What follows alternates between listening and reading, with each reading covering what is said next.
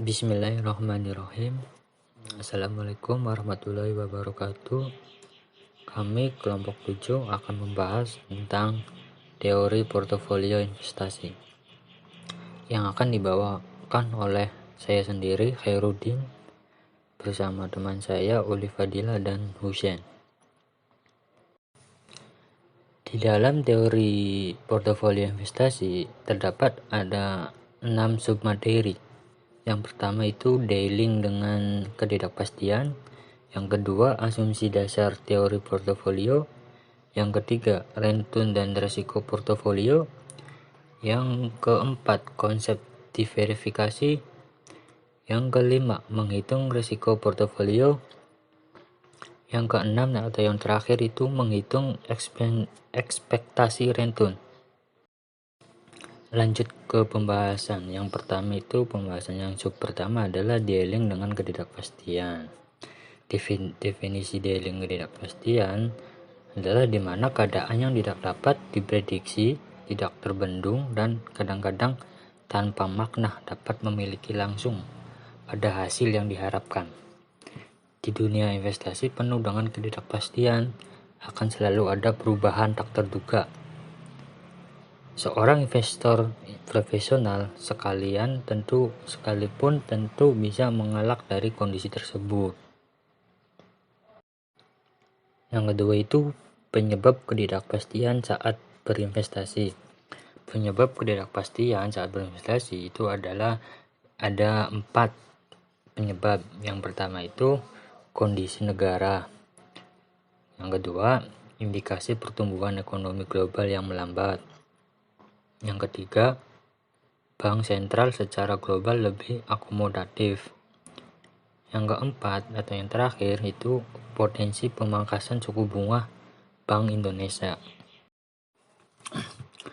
Cara mengatasi ketidakpastian saat berinvestasi itu ada 2 cara. Yang pertama itu menerima keadaan pasar seperti apa adanya. Yang kedua itu persiapan sebaik mungkin. Yang kedua itu asumsi dasar teori portofolio.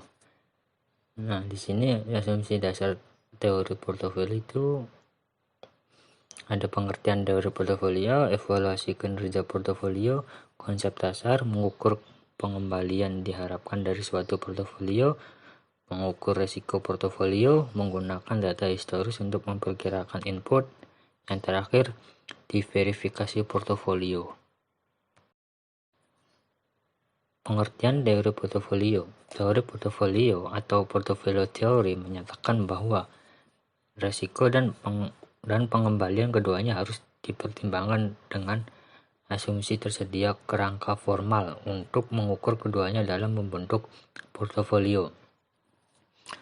Dalam bentuk dasarnya, teori portofolio dimulai dengan asumsi bahwa tingkat pengembalian atas efek di masa depan dapat diestimasi dan kemudian menentukan resiko dengan variasi distribusi pengembalian. Dengan asumsi tertentu, teori portofolio menghasilkan hubungan linear antara resiko dan pengembalian. Evaluasi kinerja portofolio. Dalam tahap evaluasi, pemodal melakukan penilaian terhadap kinerja atau performan portofolio, baik dalam aspek tingkat keuntungan yang diperoleh maupun risiko yang ditanggung. Menurut Husnan, tidaklah benar jika portofolio yang memberikan keuntungan yang lebih tinggi mesti lebih baik dari portofolio lainnya. Selanjutnya itu konsep dasar. Konsep dasar ini menjadi ada tiga portofolio yang efisiensi dan optimal. Yang kedua, aktiva beresiko dan aktiva bebas beresiko. Yang ketiga, aktiva beresiko merupakan aktiva di mana pengembalian yang akan diterima di masa depan bersifat tidak pasti. Materi selanjutnya itu mengukur pengembalian diharapkan dari suatu portofolio. Mengukur pengembalian diharapkan dari suatu portofolio ada 2, mengukur pengembalian portofolio periode tunggal, pengembalian aktual dari suatu portofolio aktiva sepanjang periode tertentu secara langsung. Yang kedua, pengembalian diharapkan dari portofolio aktiva beresiko. Selanjutnya, mengukur resiko portofolio. Risiko merupakan kerugian yang dihadapi. Menurut Profesor Harry Markowitz, risiko sebagai varian pengembalian diharapkan aktiva. Pertama, varian sebagai alat ukur risiko. Kedua, varian dan variabel acak adalah ukuran penyimpangan dari penghasilan yang mungkin di sekitar nilai yang diharapkan. Yang ketiga, pengembalian aktiva. Varians adalah ukuran penyimpangan penghasilan yang mungkin bagi tingkat pengembalian di sekitar pengembalian yang diharapkan. Menggunakan data histori untuk memperkirakan input. Manajer portofolio akan memodifikasi nilai input jika analisis yang mereka lakukan menunjukkan bahwa kinerja saham tertentu di masa depan berbeda dengan kinerja di masa lalu. Caranya, rumusnya adalah pengembalian historis sama dengan harga awal periode dikurangi harga akhir periode ditambah dividend cash. Selanjutnya itu diverifikasi portofolio. Diartikan sebagai pembentuk portofolio sedemikian sehingga dapat mengurangi resiko tanpa pengorbanan pengembalian yang dihasilkan. Beberapa investor ingin melakukan diverifikasi portofolio dengan menginvestasikan seluruh kelompok aktiva yang ada seperti saham, obligasi, dan yang lainnya. Yang dimaksud dengan diverifikasi portofolio di sini yaitu seluruh dana yang ada sebaiknya tidak diinvestasikan dalam bentuk saham satu perusahaan saja, tetapi harus terdiri dari saham banyak perusahaan yang berbeda. Diverifikasi portofolio itu ada dua. Yang pertama itu diverifikasi naif. Strategi diversifikasi naif tercapai bila investor melakukan investasi saham berbeda atau kelompok aktiva berbeda dan berharap bahwa varian dari pengembalian diharapkan atas portofolio dapat diperkecil. Yang kedua, diverifikasi Markowitz. Strategi diverifikasi Markowitz berhubungan dengan tingkat konvarians antara pengembalian aktiva dalam portofolio. Materi selanjutnya akan dibawakan oleh Uli Fadila. Oke, materi selanjutnya akan dibawakan oleh saya, Uli Fadila, yaitu tentang return dan risiko portofolio dan konsep diversifikasi. Yang pertama yaitu return portofolio. Return portofolio adalah return investasi dalam berbagai instrumen keuangan dalam suatu periode tertentu. Tingkat pengembalian realisasi portofolio atau portfolio realized return merupakan rata-rata tertimbang dari realisasi tingkat pengembalian masing-masing sekuritas tunggal di dalam portofolio. Jadi yang dimaksud return itu adalah imbalan atas keberanian investor menanggung risiko serta komitmen waktu dan dana yang telah dikeluarkan oleh investor. Return adalah tingkat keuntungan yang dinikmati para investor atas suatu investasi yang dilakukannya. Return ini dibedakan menjadi dua. Yang pertama, return yang telah terjadi atau actual return yang dihitung berdasarkan data historis, dan kedua, return yang diharapkan atau expected return, yang dimana return ini akan diperoleh investor di masa yang akan datang. Lalu terdapat komponen-komponen return, yaitu yang pertama capital gain. Capital gain ini merupakan keuntungan bagi investor yang diperoleh dari kelebihan harga jual di atas harga beli yang keduanya terjadi di pasar sekunder. Nah, komponen yang kedua yaitu yield.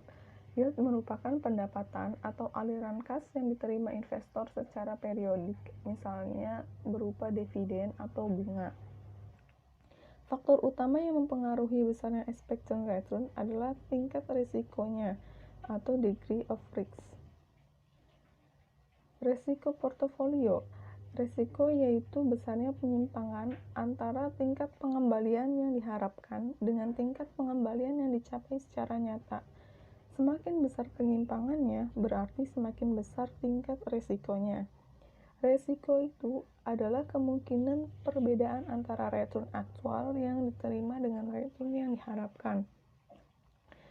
Di sini resiko diberikan menjadi dua jenis. Yang pertama, resiko dalam konteks aset tunggal. Resiko yang dalam konteks aset tunggal ini yaitu resiko yang ditanggung jika berinvestasi hanya pada satu aset saja. Nah, yang kedua, resiko dalam konteks portofolio aset dibagi menjadi dua, yaitu yang pertama risiko sistematis atau risiko pasar atau risiko umum, yaitu risiko yang terkait dengan perubahan yang terjadi di pasar dan mempengaruhi return seluruh saham yang ada di pasar. Yang kedua, risiko tidak sistematis atau risiko spesifik. Risiko ini terkait dengan perubahan kondisi mikro perusahaan dan bisa diminimalkan dengan melakukan diversifikasi. Selanjutnya, resiko investasi di pasar modal pada prinsipnya berkaitan dengan kemungkinan terjadinya fluktuasi harga atau price volatility.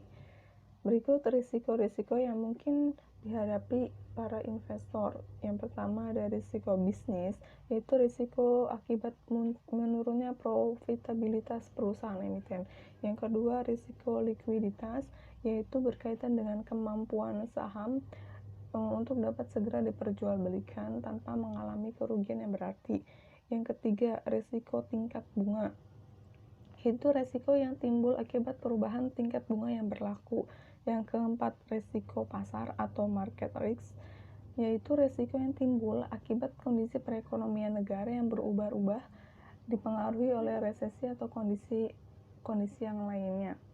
Yang kelima, resiko daya beli adalah risiko yang timbul akibat pengaruh perubahan tingkat inflasi, di mana perubahan ini akan menyebabkan berkurangnya daya beli uang yang diinvestasikan maupun bunga yang diperoleh dari investasi.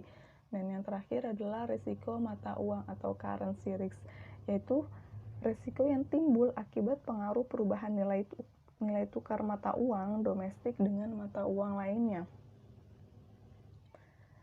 Nah, hubungan return dan risiko portofolio yaitu seperti investor cenderung lebih menyukai return yang tinggi, tetapi tidak menyukai risiko yang tinggi. Dua hal penting yang harus dipahami dalam portofolio adalah seberapa besar return yang diharapkan dan berapa besar risiko yang melekat pada masing-masing sekuritas dalam sebuah portofolio. Return dan risiko merupakan dua hal yang tidak terpisahkan. Return dan risiko memiliki hubungan yang positif.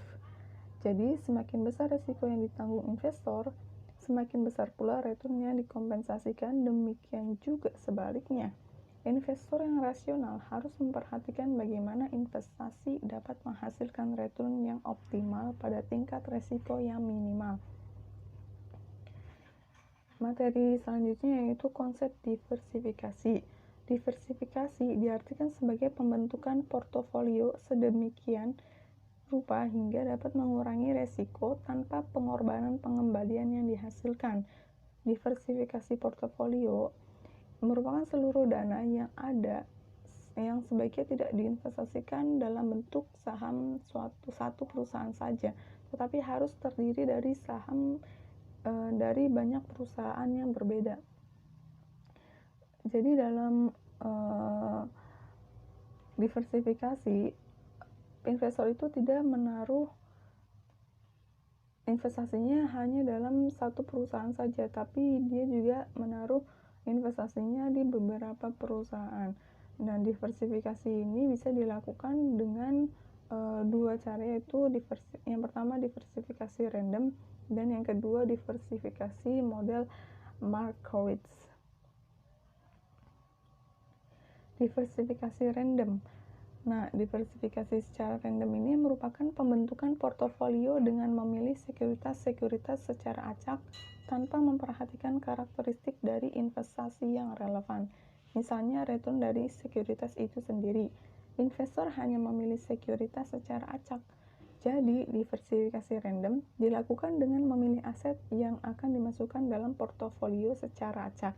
Yang kedua, diversifikasi model Markowitz, yaitu diversifikasi dengan memilih aset yang dimasukkan dalam portofolio berdasar berbagai informasi dan karakteristik aset. Model Markowitz menggunakan beberapa asumsi, yaitu sebagai berikut, seperti waktu yang digunakan hanya satu periode, lalu tidak ada biaya transaksi, preferensi investor hanya didasarkan pada return ekspektasi dan risiko dari portofolio, dan tidak ada pinjaman dan simpanan bebas risiko. Baik, sekian presentasi PowerPoint dari saya. Selanjutnya materi akan disampaikan oleh Saudara Husain Asyahid.